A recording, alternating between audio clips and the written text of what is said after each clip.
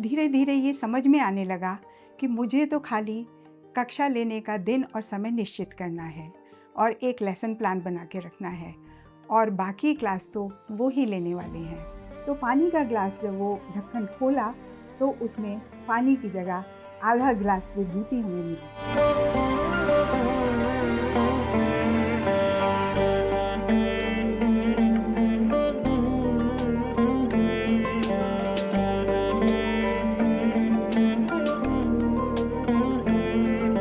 सर्वव्यापी और अंतर्यामी भगवान श्री सत्य साईं बाबा के चरण कमलों में मेरा कोटि कोटि प्रणाम और आप सबको मेरा प्यार भरा साईं राम। बाल विकास की स्थापना 1969 में स्वामी ने की। 4-5 साल से लेकर 14-15 साल तक के बच्चों में मानवीय मूल्यों के विकास के लिए इसका पाठ्यक्रम बनाया गया। क्लास का समय रखा गया 1 घंटा 15 मिनट और फिर भारत के साथ साथ विश्व भर में बाल विकास की कक्षाएं शुरू हो गईं। धीरे धीरे बच्चों में सद्गुण दिखने लग गए, अच्छे संस्कार दिखने लग गए और समाज में उनकी प्रशंसा होने लग गई। Education is for life not for a living. Swami के इसी कथन को सत्य साबित करने के लिए बाल विकास का पाठ्यक्रम बनाया गया। आज के आधुनिक युग में हम देख रहे हैं कि स्कूलों में कक्षाओं में भगवान का और भगवान में आस्था, इन सब चीज़ों को कक्षा से बाहर ही कर दिया गया है, जिसका परिणाम है बच्चों में बढ़ता हुआ क्रोध, परेशानियां, निराशा। इन सबको ठीक करने के लिए और मानवीय मूल्यों के विकास के लिए ही शुरू की गई बाल विकास की कक्षाएं। बच्चों में लव, फेथ, इनोसेंस और ओपननेस, ये सब स्वाभाविक गुण होते हैं, लेकिन अब आज के मटेरियलिस्टिक वर्ल्ड में इन गुणों का विकास होने की जगह ये गुण धीरे धीरे विलुप्त होने लग जाते हैं। इसको आगे बढ़ाती हैं, बच्चों के इन गुणों को आगे बढ़ाती हैं बाल विकास की कक्षाएं। स्वामी ने अपने इस मिशन में मुझे एक बाल विकास गुरु के रूप में सागर की एक बूंद जितना योगदान देने का अवसर दिया, जिसके लिए मैं उनको जितना धन्यवाद करूं कम है। छोटा सा शब्द है गुरु माँ, लेकिन कितना गूढ़ अर्थ छुपा है इसमें। माँ ही बच्चे की पहली गुरु है और गुरु बच्चे की माँ समान है।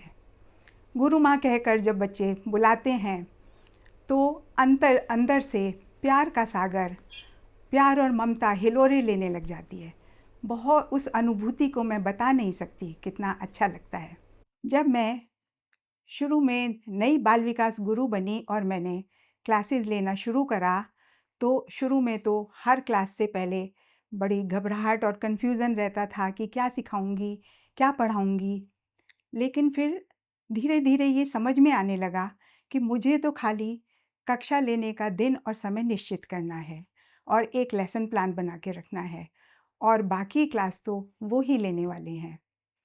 कभी कभी तो ऐसा भी हुआ कि लेसन प्लान बनाने का भी टाइम नहीं मिला और क्लास लेने का समय नज़दीक आ गया। जल्दी से पेन और डायरी लेके बैठी, पाठ्यक्रम की किताब निकाली और बाबा से ये प्रे करती रही कि स्वामी मेरी क्लास अच्छी करवा देना, मेरी क्लास अच्छी करवा देना। और स्वामी का नाम लेते हुए जो भी पेज खोलती, वो पेज निकलता जो मैंने अभी बच्चों को कराया नहीं होता था और क्लास अच्छी हो जाती। इसी तरह से मैं एक बार नोएडा में हर साल होने वाली जल सेवा में मैं अपने बाल विकास के बच्चों को लेके गई सेवा कराने के लिए। वो बच्चों का पहला मौका था और वहाँ पे सेवा शुरू होने से पहले एक बच्चे ने मेरे से पूछा कि गुरु माँ, ये जो हम जल सेवा करेंगे तो क्या ये सचमुच बाबा देखते हैं, इसको एक्नॉलेज करते हैं? तो मैंने कहा कि हाँ बिल्कुल करते हैं। तो बोले कि हमें कैसे पता चलेगा कि वो एक्नॉलेज करते हैं? मैंने कहा कि अब आपके दिमाग में ये चीज़ है तो वो अपने आप आपको बताएंगे कि वो एक्नॉलेज करते हैं।